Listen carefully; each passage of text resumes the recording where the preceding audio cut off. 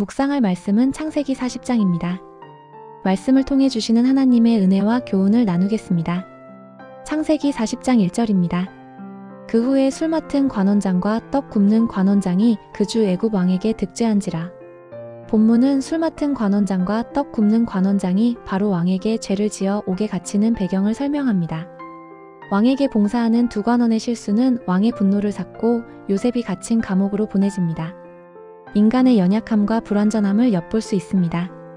높은 지위의 사람도 실수할 수 있으며 그 결과는 고난으로 이어질 수 있습니다. 2절입니다. 바로가 그 시위장에게 노하여 그들을 시위대장의 집안에 있는 옥에 가두니 곧 요셉이 갇힌 곳이라. 바로의 분노는 투옥으로 이어집니다.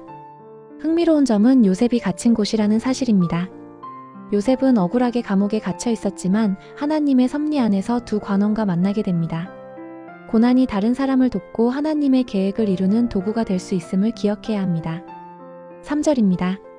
시위대장이 요셉으로 그들을 수종하게 하매 요셉이 그들을 섬겼더라. 그들이 갇힌 지 오래더니. 요셉은 시위대장의 명령에 따라 두 관원을 섬깁니다. 억울한 상황 속에서도 요셉은 맡겨진 일에 최선을 다합니다. 요셉의 성실함과 겸손함을 배울 수 있습니다. 어떤 상황에서도 역할을 충실히 감당하는 것이 중요하며 하나님의 뜻을 이루는 길임을 보여줍니다. 4절입니다. 옥중에 갇힌 애굽 왕의 술 맡은 관원장과 떡 굽는 관원장. 두 사람이 한 꿈을 꾸니 각기 그 꿈이 한 가지로 뜻이 있더라. 감옥에서 두 관원은 같은 날 밤에 각각 다른 꿈을 꿉니다. 이 꿈은 단순한 꿈이 아니라 특별한 의미를 담고 있습니다. 하나님께서는 꿈을 통해 자신의 뜻을 나타내시기도 합니다. 5절입니다. 아침에 요셉이 들어가 보니 그들에게 수색이 있는지라. 아침에 요셉은 두 관원의 안색이 좋지 않은 것을 알아챕니다. 그는 그들의 근심을 알아차리고 관심을 보입니다. 요셉의 세심함은 다른 사람의 고통을 공감하고 나누려는 마음에서 비롯됩니다. 주변 사람들에게 관심을 갖고 어려움을 함께 나누는 따뜻한 마음을 가져야 합니다. 6절입니다. 그들에게 묻되 어찌하여 오늘날에 너희 얼굴에 수색이 있느냐. 요셉은 직접적으로 그들의 근심을 묻습니다. 그는 감정을 무시하지 않고 진심으로 걱정하는 마음을 표현합니다. 솔직하고 열린 소통은 관계를 깊게 만들고 서로를 이해하는 데 중요한 역할을 합니다. 7절입니다. 그들이 그에게 이르되 우리가 꿈을 꾸었으나 이를 해석할 자가 없도다. 요셉이 그들에게 이르되 해석은 하나님께 있지 아니하니이까 청컨대 내게 고하소서. 두 관원은 꿈을 해석할 사람이 없어 답답해합니다. 요셉은 해석은 하나님께 있지 아니하니까라고 말하며 꿈의 해석이 하나님의 영역임을 강조합니다.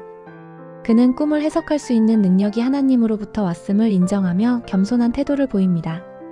모든 능력과 지혜가 하나님으로부터 온 것임을 기억하고 겸손해야 합니다. 8절입니다. 술 맡은 관원장이 요셉에게 고하여 가로되 내가 꿈에 보니 내 앞에 포도나무가 있는데. 술 맡은 관원장이 먼저 자신의 꿈 이야기를 시작합니다. 꿈에 나타난 포도나무의 모습을 상세하게 설명합니다. 9절입니다. 그 나무에 세 가지가 있고 싹이 나서 꽃이 피고 그 포도송이가 익었더라. 꿈속에서 포도나무는 세 가지를 뻗고 싹이 나고 꽃이 피고 열매를 맺습니다. 이 모든 과정은 짧은 시간 안에 일어납니다. 이 꿈은 시간의 흐름과 변화 그리고 성장의 과정을 상징적으로 보여줍니다. 10절입니다. 내 손에 바로의 잔이 있기로 내가 포도를 따서 그 즙을 짜서 바로의 잔에 들여. 요셉이 해석합니다. 술 맡은 관원장은 포도를 따서 즙을 짜 바로의 잔에 드립니다. 이는 그의 직무와 관련된 행동이며 왕에게 봉사하는 역할을 상징합니다. 11절입니다. 요셉이 그에게 이르되 그 세 가지는 사흘이라. 요셉은 꿈속의 세 가지가 사흘을 의미한다고 해석합니다. 꿈의 상징을 풀이하여 구체적인 시간 개념으로 연결시키는 것입니다. 12절입니다. 이제부터 사흘 안에 바로가 당신의 머리를 들고 당신의 전직을 회복시키리니 당신이 전에 술 맡은 관원장으로 있을 때에 하던 것 같이 바로의 잔을 그 손에 받들어 드리리이다. 요셉의 해석은 술 맡은 관원장에게 큰 희망을 줍니다. 사흘 안에 복직되어 이전의 지위를 회복할 것이라는 긍정적인 소식을 듣게 됩니다. 하나님의 은혜는 예상치 못한 방식으로 찾아옵니다. 항상 소망을 잃지 않고 하나님의 뜻을 기다려야 합니다. 13절입니다. 당신이 득이하거든 나를 생각하고 내게 은혜를 베풀어서 내 사정을 바로에게 아뢰어. 이 집에서 나를 건져주소서. 요셉은 술 맡은 관원장에게 부탁합니다. 복직되면 자신을 기억하고 바로에게 자신의 억울함을 알려달라는 것입니다. 요셉은 상황을 개선하기 위해 적극적으로 노력합니다. 어려움에 처했을 때 하나님의 도움을 구하는 동시에 최선을 다해 노력해야 합니다.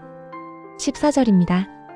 나는 본래 히브리 땅에서 도적질하여 온 자가 아니라 나는 히브리 땅에서 끌려온 자여 이곳에서도 옥에 갇힐 일은 행치 아니하였나이다 하매 요셉은 억울하게 옥에 갇혔음을 강조합니다. 그는 히브리 땅에서 강제로 끌려왔으며 옥에 갇힐 만한 잘못을 저지르지 않았다고 주장합니다. 요셉의 주장은 그의 결백함을 드러내며 고난이 부당한 것임을 보여줍니다. 15절입니다.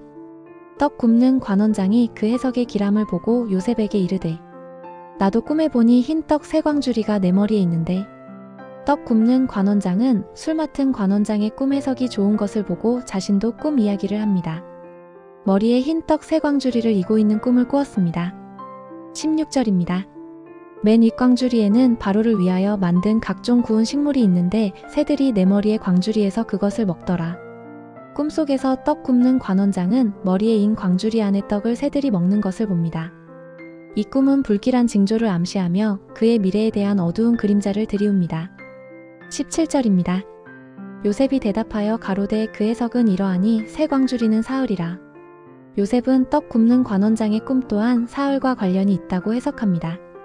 꿈속의 상징을 시간 개념으로 연결시켜 해석의 틀을 제시합니다. 18절입니다. 이제부터 사흘 안에 바로가 당신의 머리를 들고 당신을 나무에 달리니 새들이 당신의 고기를 뜯어먹으리이다 하더라. 요셉의 해석은 떡 굽는 관원장에게 절망을 안겨줍니다. 사흘 안에 죽임을 당하고 새들에게 시체가 뜯어먹힐 것이라는 끔찍한 예언을 듣게 됩니다.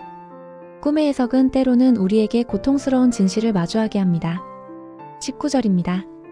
제3일에 바로의 생일이 이르러 그 모든 신하를 위하여 잔치를 배설할 때에 술 맡은 관원장과 떡 굽는 관원장을 그 신하들 중에 불러 들으니라. 사흘 후 바로의 생일 잔치에서 술 맡은 관원장과 떡 굽는 관원장의 운명이 결정됩니다. 20절입니다. 바로가 술 맡은 관원장은 전직에 복귀시키매 바로 왕은 술 맡은 관원장을 복직시켜 이전의 직위를 회복시켜줍니다.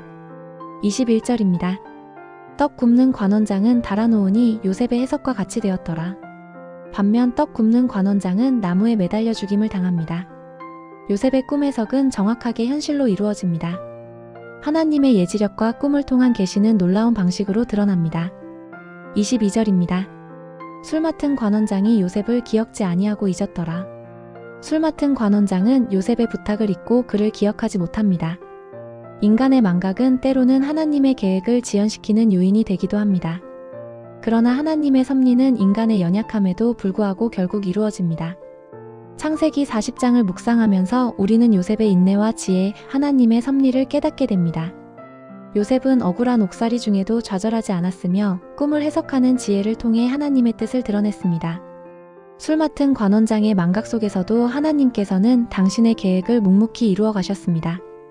이 말씀을 통해 어떤 상황에서도 하나님을 신뢰하고 인내하며 맡겨진 일에 최선을 다하는 삶을 살아가기를 소망합니다.